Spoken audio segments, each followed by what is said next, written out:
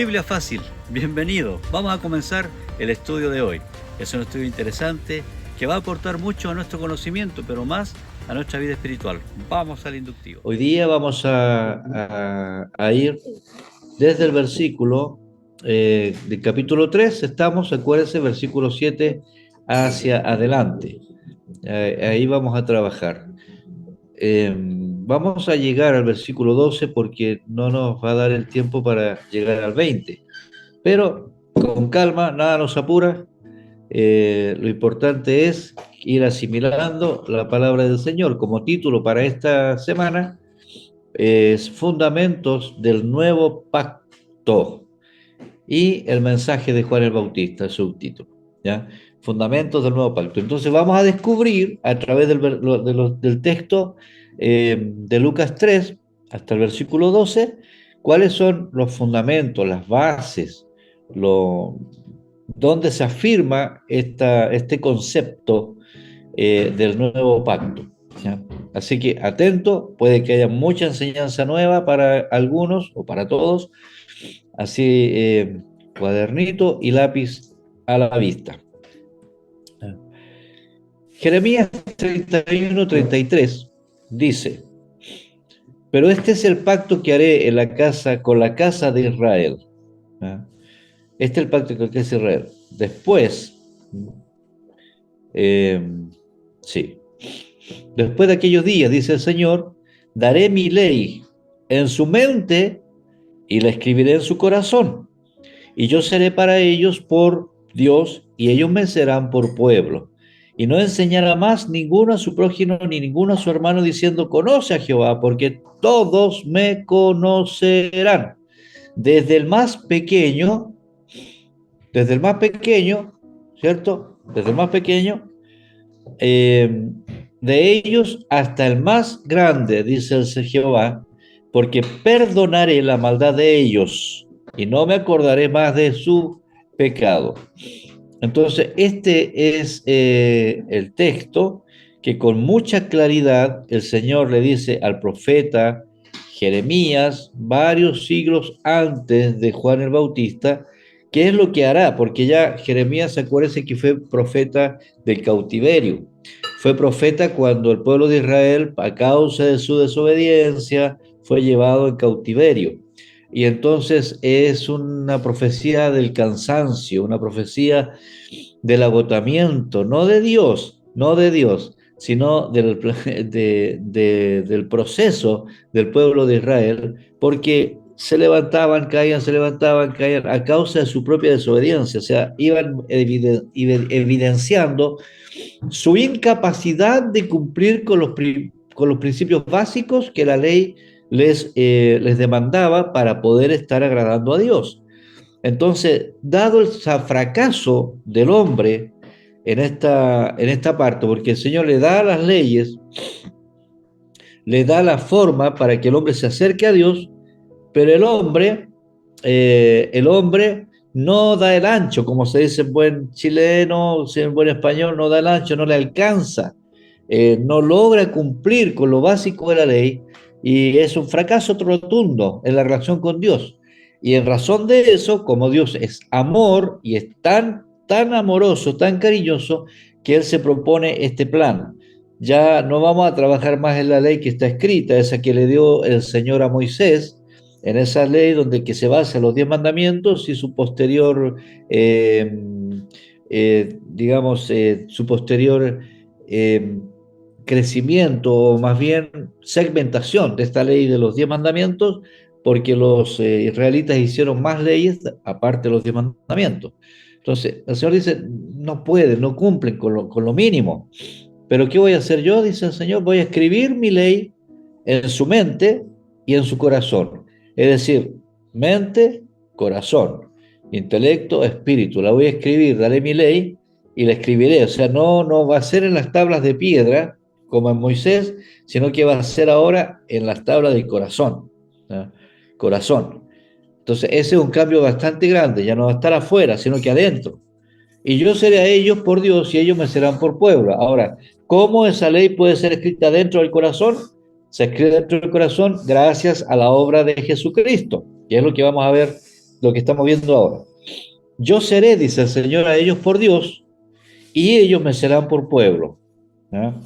Y no enseñará más ninguno a su prójimo ni ninguno a su hermano diciendo conoce a Jehová, porque todos me conocerán. Es decir, Dios será asequible a todas las personas, es evidenciando con esta expresión también el fracaso de la clase religiosa, de aquellos que debían llevar el nombre del Señor y en realidad destruían al pueblo, hacían pactos políticos y al final la gente seguía teniendo la misma necesidad.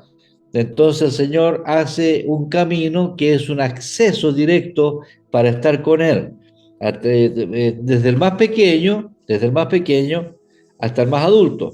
Esto también nos hace ver que aún el más pequeño necesita ser perdonado de sus pecados. Entonces, dice, ninguno enseñará a su hermano. O sea, no es que menosprecie el Señor la labor pedagógica de la palabra, sino que lo que está diciendo es que todos tienen acceso a conocer espiritualmente al Señor, porque todos me conocerán, desde el más pequeño de ellos hasta el más grande, dice el Señor. Pero ¿por qué le van a conocer? A través del perdón.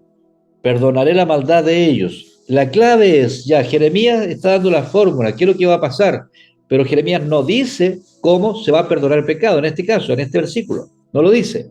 Ese versículo se viene a complementar con Isaías 53, anótelo usted porque yo no lo puse acá, Isaías 53, donde nos habla del siervo sufriente, que es Jesucristo. ¿Cómo se perdona la maldad de los pecados? A través de Jesucristo. Entonces, a través de Jesucristo se puede hacer accesible este propósito de Dios, que es escribir la ley, su ley, en la mente y en el corazón del hombre. En base a esto, vamos a hablar cuál es el antiguo pacto. Ya, se habla del antiguo pacto y del nuevo pacto. El antiguo pacto tiene que ver, eh, se dice el antiguo pacto, pero también nosotros le llamamos el Antiguo Testamento. Casi desde el punto de vista de la lectura, se habla de que el Antiguo Testamento habla de Génesis hasta Malaquías. El pacto en sí es el Pentateuco, que son los 5 primeros libros de la Biblia. Ahí está la ley que el Señor escribe y le da detalle por detalle en el comportamiento general del ser humano. Ahora, importante, un pacto se realiza entre dos personas, en este caso entre Dios y el hombre, y en un acuerdo mutuo. El pacto que hace Dios con nosotros es un acuerdo de Él con nosotros y nosotros tenemos la opción de aceptarlo o no aceptarlo, el pacto, ¿no? Entonces, el Antiguo Testamento era así, solo que hay un detalle. El que acepta tiene que obedecer y tiene que cumplir con la ley, con el pacto. Y el que no acepta no puede cumplir con el pacto. Entonces, ¿qué pasó con el pueblo de Israel? Ellos pensaban que por tener apellido, por ser israelita, por ser descendiente de uno de los 12 patriarcas, ya tenían acceso directo. Y algunos erróneamente piensan lo mismo, piensan igual. Y no es así. El acceso directo que tenemos que se pueda tener a la presencia de Dios en el Antiguo Testamento, hasta antes de la venida de Jesús, se podía lograr si cumplía con toda la ley. Si no cumplía con toda la ley, no hay acceso a Dios. En el Nuevo Testamento el acceso es distinto, es a través de Jesucristo. Entonces vamos a hacer esa comparación.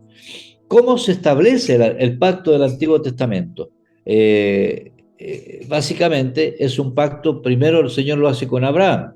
Ustedes pueden anotar Génesis 12, Génesis 15 y Génesis 17. Ahí está, para que lo puedan revisar. Génesis 12 del 1 al 3, Génesis 15 del 5 al 6 y Génesis 17 del 1 al 8.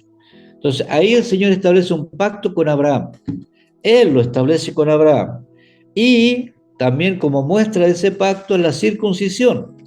Entonces en el Nuevo Testamento, sobre todo en los escritos paulinos, cuando Pablo escribe y habla de la circuncisión, siempre se está refiriendo a la antigua forma de ver el pacto, ¿ya? Eso es la circuncisión desde el punto de vista de acá, desde el Nuevo Testamento. Entonces el pacto con Abraham se sella, se marca, se distingue con la circuncisión. De eso ya hemos hablado anteriormente. Pero esa es la primera parte del pacto. Una vez que se establece ese pacto en que Dios dice, yo quiero relacionarme con el hombre, Moisés viene a pulir un poco, a definir con más detalle en qué consiste ese pacto. Además de la circuncisión, hay cosas que hay que hacer. Y entonces ahí se incluía los 10 mandamientos en las tablas. ¿Se acuerdan que Moisés fue 40 días al monte y el Señor le escribió con su propio dedo en las tablas tal cual? Y ahí están también todas las leyes civiles, todas las leyes ceremoniales, cómo debían ser los ritos, cuáles eran los sacrificios, qué hacía, todo, o sea, la constitución completa. Entonces, una persona debía obedecer completamente a estas leyes. ¿Para qué? Para recibir la bendición de Dios. Siempre Dios pone en el camino el bien y el mal. Y elige el bien, dice el Señor, para que te vaya bien. ¿Ah? Entonces, pero si tú decides no obedecer al pacto, no te va a ir tan bien. Y eso está muy definido en Deuteronomio 28, para que usted también tome nota ahí, donde están claramente las consecuencias de la obediencia y de la desobediencia. ¿Qué otra cosa marcaba el antiguo pacto? Los sacrificios y los rituales, o los ritos. ¿Ya? ¿Cómo se hacía? Los sacrificios de animales. Ya hemos hablado que siempre fue necesario la muerte de animales para poder traer perdón de pecado. Esos animales se han ofrecido para la expiación de los pecados y para mantener la relación del pueblo con Dios. Entonces, sin sacrificio, sin muerte, sin sangre, no es posible el perdón. No es posible el perdón. La única forma de limpiar los pecados es a través de la sangre. Es necesaria la muerte. Los que tienen el libro Vida Plena, a precio de sangre, lean esa parte de la significancia de la sangre, porque es muy importante, a veces uno no le da tanta importancia, es muy importante entender por qué era necesario que los animales murieran. Detalles sobre eso está el libro de Levíticos, que está dentro del Pentateuco, para que ustedes puedan leerlo. Pentateuco significa 5 libros, por si acaso. Pentateuco, 5 libros. ¿Ya? Génesis, Éxodo, Levítico, Número, Deuteronomio. El cuarto aspecto del pacto son los tabernáculos y el templo. Moisés construyó tabernáculo y después Salomón construyó un templo. De ahí era el lugar donde supuestamente Dios habitaba.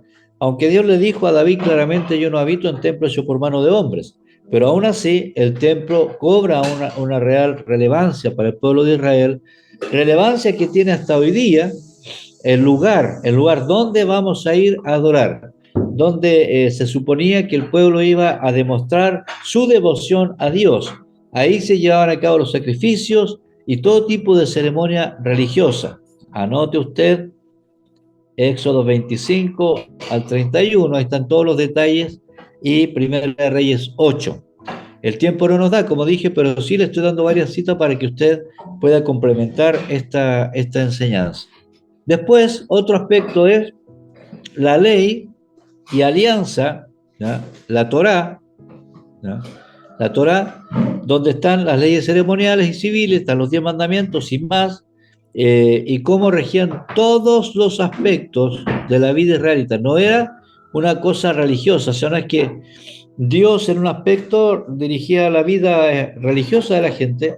No, el Señor se involucra en todo con el pueblo de Israel, en cómo criar los hijos, cómo cuidar los animales, incluso hasta en el aseo personal. Todo está bien definido en estos 5 libros, ¿ya? Por lo tanto, no es que un Dios que se preocupe solo de un área, sino que se preocupa de todas las áreas del ser humano.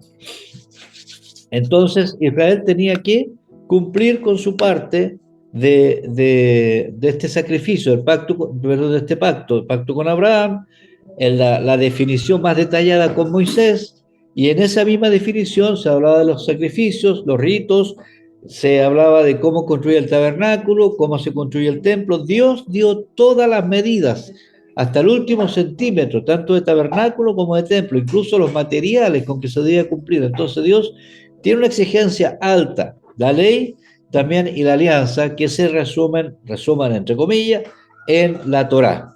¿Ya? Eso es el antiguo pacto. Entonces, el antiguo pacto tiene que ver específicamente con una palabra: ley, ley, ley, ley, ley, ley, ley. Esto debes hacer, esto no debes hacer. Esto debes hacer, esto no corresponde hacer. Y así, todo, leyes para todo. Para lo más mínimo hay ley.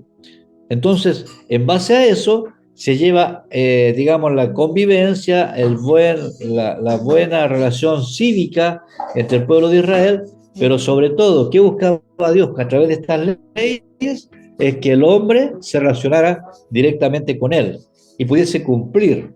Pero como dije de principio, por eso escribió Jeremías 31-33, el hombre no estuvo a la altura y el Señor tuvo que hacer un plan, digamos, no sería el plan B, pero complementar el plan de una manera más perfecta donde él estuviese más involucrado a través de Jesucristo, porque el hombre no fue posible. Ahora vamos a comparar Antiguo y Nuevo Pacto, la ley y la gracia, porque el Antiguo Testamento, si bien se basa en la ley, el Nuevo Testamento se basa en la gracia. Esa es la relación que existe. Entonces, si tenemos el Antiguo Testamento, vamos a ir viendo uno por uno los aspectos que ya les mencioné. Digamos que el Antiguo Testamento es el intento de Dios por rescatar al ser humano. Siempre va en esa línea, en el rescatar. Dios, todo lo que hizo, todo el mover de Dios está motivado por su profundo amor. Dios nunca ha tenido una motivación de juicio, de juzgar al ser humano, de castigarlo, al contrario, todo lo ha hecho en función de su amor. Primero lanza la ley para que el ser humano pueda regirse por ella, pero el ser humano otra vez falla, así como le falló a Adán y Eva en el huerto, donde no cumplieron la única orden que le dio el Señor, que es no comer del huerto, no comer del árbol, y ellos deciden comer. Bueno, ahora les da un pacto para que se acerquen a él, para que empiecen el retorno, y aún así vuelven a fallar. El ser humano vuelve a fallar. Es una ineptitud total del ser humano. Entonces Dios genera estos pactos, este pacto que al final no funciona. Por el ser humano no cumple, no puede cumplir, no le da. Entonces, ¿qué pasa? Jesucristo, Jesús el Mesías, cumple. Jesús el Mesías cumple. ¿Ya? Gálatas 3:29, ¿ya? Gálatas 3:29, Nuevo Testamento dice: y si vosotros sois de Cristo, ciertamente linaje de Abraham sois, y herederos según la promesa. Fíjese que esto es tan importante. ¿Por qué? Linaje de Abraham. ¿Qué significa linaje? Descendiente de Abraham. Al nosotros nacer de nuevo por causa del amor de Jesús, por la muerte y resurrección de Jesús, pasamos a ser una especie de injerto espiritual en la descendencia de Abraham. Por lo tanto, nosotros somos la nueva Israel. No necesitamos tener un apellido israelita ni tener sangre israelita, porque la sangre de Jesús cubre multitud de pecados y nos injerta en la rama, en el árbol, ¿cierto? En el olivo verde, nos injerta y nos hace a nosotros ser parte del linaje de Abraham. ¿Ah? Esta es una hermosa promesa de salvación. Entonces, cuando se habla del pacto que Dios hizo con Abraham, ese pacto se cumple incluso hasta este tiempo con nosotros. Y nosotros somos herederos de ese pacto que Dios hizo con Abraham. Por tanto, todas las promesas que el Señor le dio a Abraham también son promesas para nosotros. Respecto al pacto de Dios con Moisés, ya cuando el Señor define más específicamente el pacto, en Romanos 3, 21-22, nos evidencia de que también se cumple en Jesucristo. Pero ahora, aparte de la ley, se ha manifestado la justicia de Dios, testificada por la ley y por los profetas. O sea, todo lo que dijeron la ley y los profetas. Es decir, cuando habla de ley, profetas, o ley y salmos, es todo el Antiguo Testamento. Lo que está diciendo este párrafo, Pablo, dice que la ley y los profetas, o sea, todo el Antiguo Testamento testifica, ¿ya?, acerca de la justicia de Dios por medio de la fe en Jesucristo. Y esta expresión es importante, es inclusiva para todos, israelitas y no israelitas, israelitas de sangre israelita e israelitas de la nueva Israel, que son la iglesia, aquellos que han recibido a Jesucristo como Señor y Salvador. ¿Quiénes son? Para todos los que creen en Él, ¿ya? Es decir, la creencia en Jesús nos hace ser parte, herederos de estas promesas del Señor, de la gracia, y por lo tanto también podemos decir que somos la nueva Israel. Porque no hay diferencia, dice eh, eh, Pablo, refiriéndose a los entre israelitas y no israelitas. No hay diferencia. El que reciba a Cristo es heredero de Abraham, por cuanto todos pecaron y están destituidos de la gloria de Dios. Cuando dice todos pecaron, o sea, la salvación es para todos, porque todos pecaron. O sea, por muy israelita que seas, por mucho apellido israelita que seas, necesitas encontrarte con Jesús el Mesías. No por ser israelita solamente, por tener apellido, te va a salvar. Todos pecaron y están destituidos, o sea, están fuera de la gloria de Dios, siendo justificados gratuitamente por su gracia. ¿Qué significa gratuitamente? Es que demostramos nuestra ineptitud de cumplir con la ley, entonces Jesús viene y Él cumple con la ley. Entonces uno va a Jesús y le dice, Señor, el Padre me exige tanto para que yo le agrade, y el Señor dice, tranquilo, yo ya morí por eso, yo ya cumplí. Y por eso se dice que para nosotros es gratis, pero no es completamente gratis. O sea, es gratis en el sentido que nosotros no podríamos pagarla y Jesús pagó todo el precio. Pero para tener acceso a esa gratuidad, tiene que haber un compromiso de nuestra parte. Ese compromiso tiene que ver con arrepentimiento. Lo vamos a ver al final. No sé, tenemos la salvación gratuita mediante la redención que es en Cristo Jesús, a quien Dios puso como propiciación por medio de la fe en su sangre. Es decir, la propiciación es el efecto de la sangre de los corderos, y ahora Jesús es ese cordero que derrama su sangre para que su justicia, la justicia de Dios, todo el peso de la ley caiga sobre Jesús. Acuérdense que los corderos se les ponía las manos y eso simbolizaba que el pecado que yo tenía lo llevaba el cordero, y por eso moría el cordero por causa de mi pecado. Ahora, en este caso, es Jesús en que lleva mi pecado y Él entonces muere en mi lugar, ¿ya? Y Él manifiesta su justicia a causa de haber pasado por alto en su paciencia los pecados pasados, con la mira de manifestar en este tiempo presente su justicia. Estoy siendo justificado a fin de que Él, Jesús, sea el justo. ¿Quién es el único justo? Jesús. Y como Él es el único justo, es el que justifica al que es, al que cree en Jesús. Eso dice Romanos. Entonces, aquí Pablo nos aclara muy bien que nosotros no dependemos de la ley, sino de la gracia. Ahora, cuidado con esta enseñanza, porque no vaya a pensar usted que usted puede hacer lo que quiere, cometer los pecados que quiera, y no va a tener consecuencias de ello. No. La gracia significa que el Señor ya nos da acceso directo a Dios, a pesar de que nosotros no cumplimos con la ley.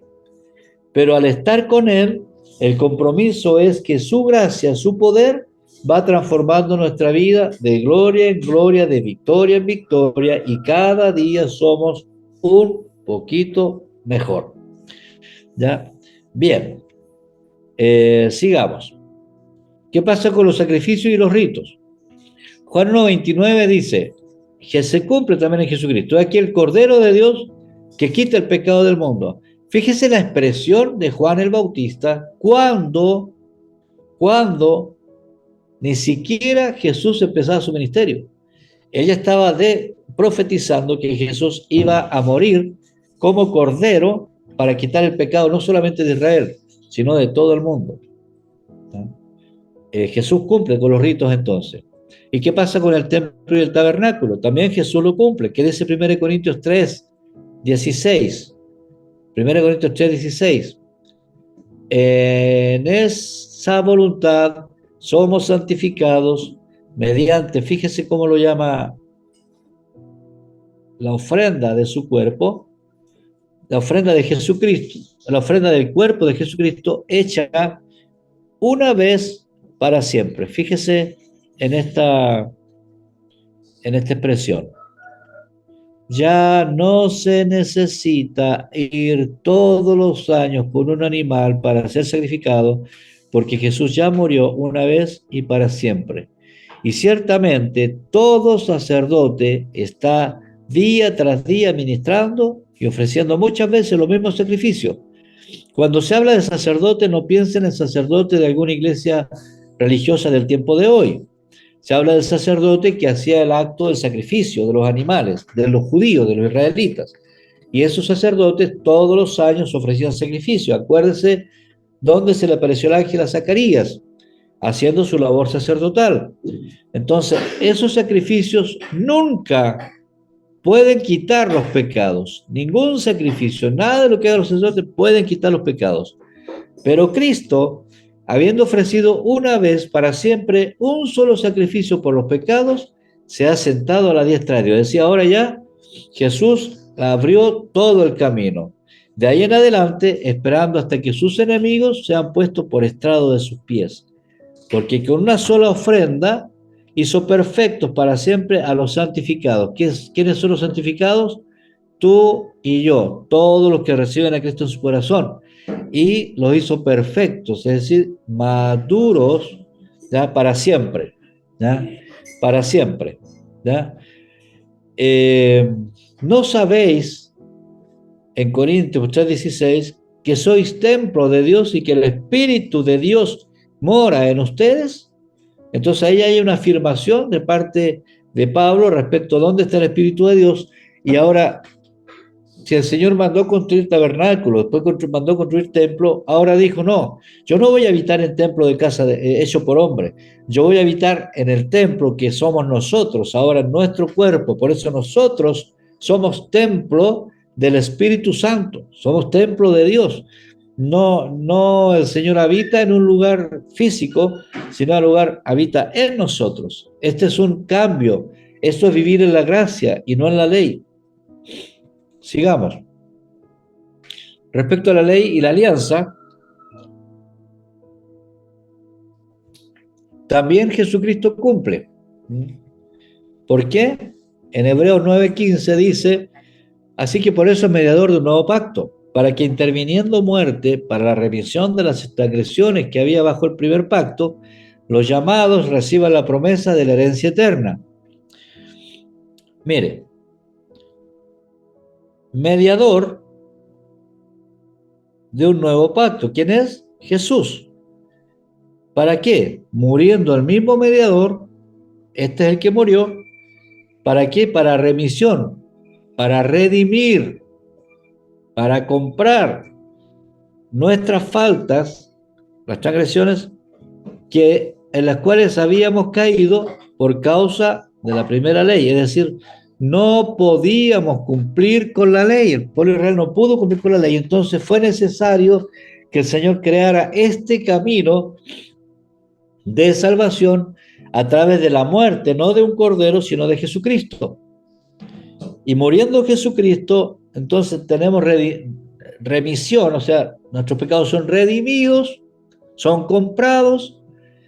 ¿Para qué? Para ahora tener una herencia, pero no una herencia terrenal, ni una esperanza terrenal de territorio físico,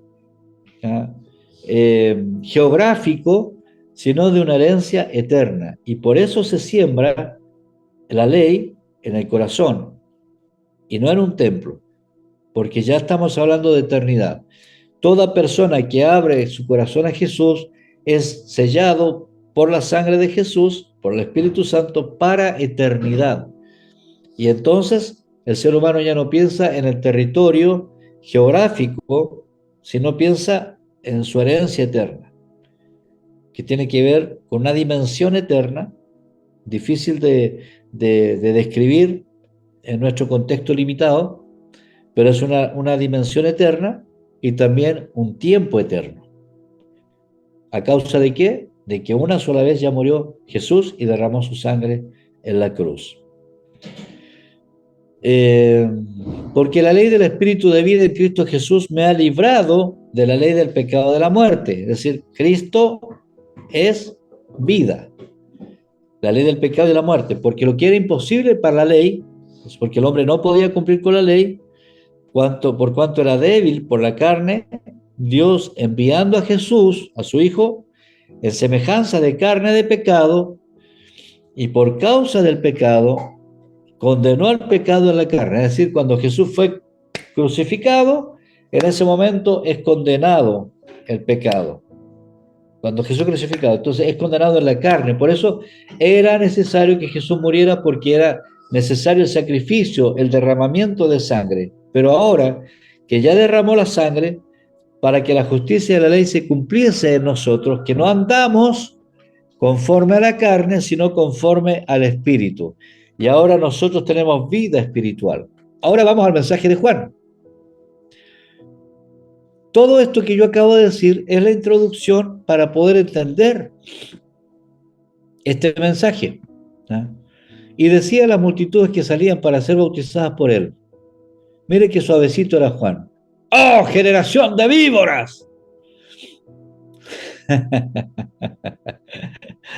¿Qué pensaría usted de algún pastor, ¿ya?, que predique un mensaje cuando usted va a la iglesia y dice, no voy más a esa iglesia porque el pastor trata muy mal a la gente? ¿Y qué le dijo? Me dijo generación de víboras. Bueno, entonces nadie asistiría a la iglesia de Juan el Bautista porque era bastante incisivo. Y luego dice, ¿quién os enseñó a huir de la ira venidera? Haced pues frutos dignos de arrepentimiento y no comencéis a decir dentro de ustedes mismos, tenemos a Abraham por padre, porque les digo que Dios puede levantar hijos de Abraham aún de estas piedras. Y ya también el hacha está puesta a la raíz de los árboles, por tanto todo árbol que no da buen fruto se corta y se echa al fuego. Qué suavecito, Juan. ¿Ya? Se echa al fuego. La gente le preguntaba diciendo, ¿entonces qué haremos? Y respondiendo les dijo, el que tiene 2 túnicas dé al que no tiene, y el que tiene que comer, haga lo mismo. Vinieron también los publicanos para hacer bautizar y le dijeron, maestro, ¿qué haremos? Bueno, vamos a ver qué alcanzamos a ver de estas palabras destacadas. Yo destaqué las palabras para que ustedes también la anoten. Eran bautizados, generación de víboras, huir de la ira, frutos dignos de arrepentimiento, hijos de Abraham. Y el hacha está puesta en la raíz. Vamos a ver si alcanzamos a ver todo eso. ¿Cuál era la predicación de Juan? El bautismo de Juan tenía que ver con arrepentimiento de pecado, porque él llamaba al arrepentimiento y el perdón de los pecados. Acuérdense que van 400 años de que no había un predicador. Por lo tanto, la gente ya ni siquiera tenía el concepto de ofender a Dios. Y es lo mismo que está pasando hoy día. Hoy día la gente normaliza el pecado, olvida a Dios, le cierra la puerta a Dios y hace la vida normal como si no pecara. El arrepentimiento es ponerse de acuerdo con Dios y decir, Dios, bueno, yo entiendo que tus paradigmas, o sea, tus indicaciones son las que debemos cumplir. Y por lo tanto, si yo estoy fuera de cumplir con lo que tú dices, entonces yo estoy en pecado. Y arrepentirme es ponerme de acuerdo contigo. Eso es arrepentimiento, no tiene que ver con emociones, tiene que ver con convicción. Entonces, una persona dice, bueno, yo sé que yo acostumbro mentir, pero Dios me dice que debo decir la verdad, entonces yo me pongo de acuerdo con Dios. Y si yo estoy de acuerdo con Dios, quiere decir que si yo miento, estoy en pecado. Yo mismo. ¿Ya? Reconozco mi pecado porque Dios me dice que tengo que hablar de la verdad. Entonces, al hablar la verdad, o sea, al reconocer que debo hablar la verdad, me pongo de acuerdo con Dios. Aunque mienta. Porque si yo miento sabiendo que debo decir la verdad, Entonces yo me pongo de acuerdo con Dios y tengo que arrepentirme de mentir cada vez que sea necesario. ¿Entiendes? O sea, arrepentimiento es ponerse de acuerdo al estándar de Dios. Lo dice, esta es la medida, ya Señor, estoy de acuerdo contigo. Yo no voy a poner mi propia medida, voy a medirme contigo, no conmigo. Por eso la gente que dice, no, yo sirvo a Dios a mi manera, eso no sirve, eso es pecado igual. Pero no puedes servir a Dios a tu manera, tiene que ser el estándar de Dios. Y el estándar de Dios está bien definido en la palabra que se basa como punto básico entender el sacrificio de Jesús y reconocer a Jesús como Señor y Salvador. Ahí parte. Y de ahí viene todo lo demás. Entonces, arrepentirse es ponerme de acuerdo con Dios y reconocer mi estándar como el estándar de Dios. O sea, yo tengo que ponerme a la medida de Dios. Y como ya dijimos, se me es imposible llegar a la medida de Dios, entonces necesito una asistencia. ¿Quién me da la asistencia? Jesús. Y él dice, no, tranquilo, yo ya ando a la medida de Dios. Así que aférrate a mí y vamos a andar bien los dos, ¿no? Para eso, ¿qué se requiere? Arrepentimiento y perdón de pecados. Eso es lo que Juan estaba trayendo a la luz. Estaba tratando de explicarle a la gente que no se trataba de que llevaran sus corderos todos los años, sino que necesitaban caminar al estándar de Dios. Necesitaban un verdadero arrepentimiento. Luego, el segundo aspecto del mensaje de Juan era la preparación para la venida de Jesús. Él estaba destinado a preparar el camino, a enderezar lo torcido, a subir el valle, a bajar, ¿cierto?, los montes. La idea es prepararle el camino al Señor. La gente no había escuchado profeta hace tiempo y recibir el mensaje de Jesús iba a ser muy impactante. Era como que una luz le brillara a alguien después de estar mucho tiempo en oscuridad.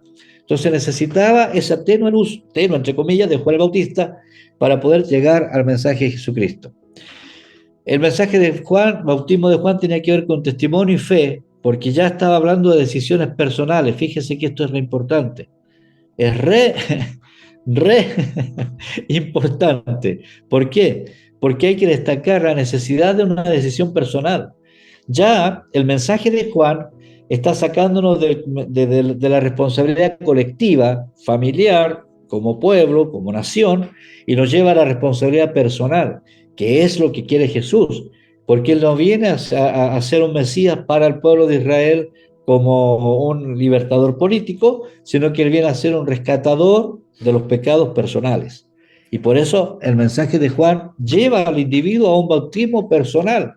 Decide tú bautizarte, pero si decides bautizarte, no vengas aquí como generación de víbora creyendo que estás haciendo un rito nada más. Aquí tiene que haber un verdadero arrepentimiento.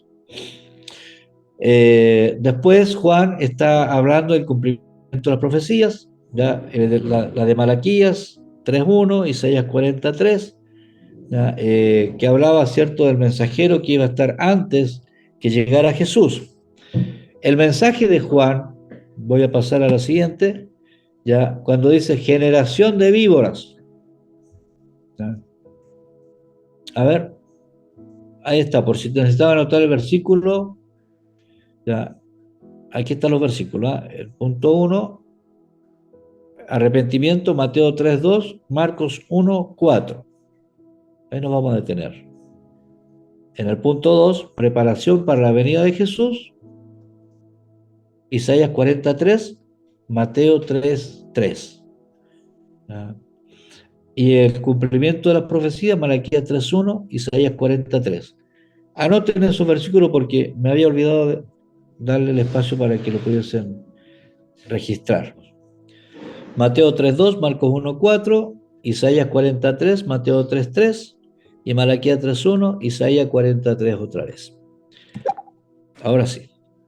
Entonces, cuando Juan dice generación de víboras, está hablando de la hipocresía religiosa. O sea, directamente son hipócritas. O sea, que te digan víbora o que te digan hipócrita es casi lo mismo, ¿ya? Él está hablando del juicio. Cuando hace la referencia a las víboras, también implica una advertencia del juicio venidero, ¿ya? Del juicio, es decir, tranquilos, algo viene, algo viene. Ustedes están muy tranquilos, creen que Dios es sordo, ciego y mudo. Cuidado con eso, porque ha pasado mucho tiempo. Y a veces nosotros creemos, porque Dios no nos está hablando, que Él es sordo, ciego y mudo. Y no, en algún momento se va a manifestar el juicio de Dios. Tenemos que tener cuidado con eso. Hay una advertencia. Él llama al arrepentimiento y Él hace un llamado a ser auténticos espiritualmente. Por eso, la autenticidad espiritual parte por el verdadero arrepentimiento. Si tú encubres tu pecado y dices, no, si yo estoy bien, yo no estoy haciendo nada malo, yo no he matado a nadie, no tengo por qué arrepentirme. Entonces, en ese aspecto, bueno, hay cierta hipocresía religiosa, porque muy adentro no podemos agradar a Dios por muy bueno que intentemos ser. Anoten ustedes ahí el texto de Mateo 3:8. ¿Ya? Y ya, para ir terminando, cuando ellos dicen, Abraham tenemos por padre, ¿ya? Ellos se basan en que son hijos, que tienen apellido israelita, que son israelitas, que son hijos de Abraham. Y él le dice, no, pero el Señor puede levantar hijo de Abraham de cualquier parte, así que el ser hijo de Abraham no te dice nada, no confíes. No es que mi papá es de la iglesia, no, si tu papá es de la iglesia es tu papá, no, tú no tienes nada que ver con eso. No es que yo soy de familia cristiana, tu familia es cristiana, pero tú no. Entonces es necesario una relación personal y directa. También habla de la soberanía de Dios, cuando dice, Abraham tenemos por padre, el Señor puede levantar Abrahames de todas partes, entonces no te bases en que otro ya ganó la gracia de Dios. Abraham la alcanzó, pero ¿y tú? ¿Qué pasa contigo? Siempre una decisión personal, un llamado a un verdadero arrepentimiento. Ya lo mencioné, ya lo expliqué en la lámina anterior.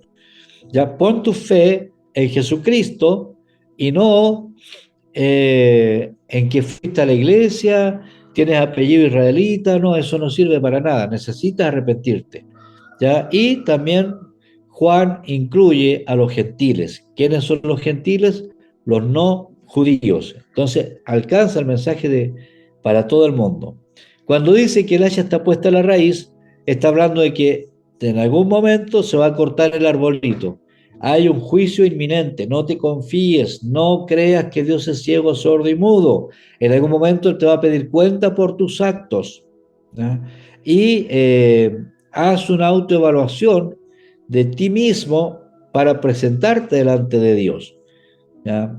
Hay un juicio, debes examinarte y luego dice, y den frutos, ¿ya? Dignos de arrepentimiento. ¿Ya? ¿Qué significa esto? Significa que cuando tú te arrepientes, siempre el resultado va a ser buenos frutos. No es que tengas que hacer buenos frutos para evidenciar que te arrepentiste, no. Siempre que te arrepientes, el resultado va a ser buenos frutos. Y eso es lo que está diciendo Juan, que sus frutos den evidencia de que se han convertido, que sea el resultado, no que muestren el fruto para hagan alguna acción para demostrar que se pueden arrepentir. No, arrepiéntete y el resultado de ese arrepentimiento va a ser buenos frutos. Cambia la actitud, cambia las acciones.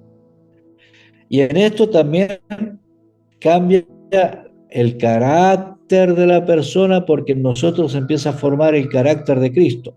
Se termina el mal carácter y comienzan las buenas acciones. Y lo otro es que Juan pone urgencia en el arrepentimiento. ¿Ya? ¿Ya? Hasta ahí vamos a llegar. ¿Ya? El arrepentimiento es la palabra clave para el nuevo pacto. ¿Tengo acceso al nuevo pacto? Sí, y solo sí tengo un verdadero arrepentimiento. ¿Ya? Bien, acuérdense que arrepentimiento es cambio de camino. Yo iba cambio de mente o de pensamiento. Sí, pero ¿cómo se logra ese cambio de mente? ¿Quién iba a escribir en la mente y el corazón? Jeremías 31:33. Dios mismo, a través de Jesucristo. Entonces no es que yo genere el cambio, Él cambia la mente, Él cambia el corazón. ¿Pero cuándo? Cuando yo tengo un sincero arrepentimiento. ¿Y qué es arrepentimiento? Reconocer como perfecto el estándar de Dios y procurar, ¿cierto? Eh, eh,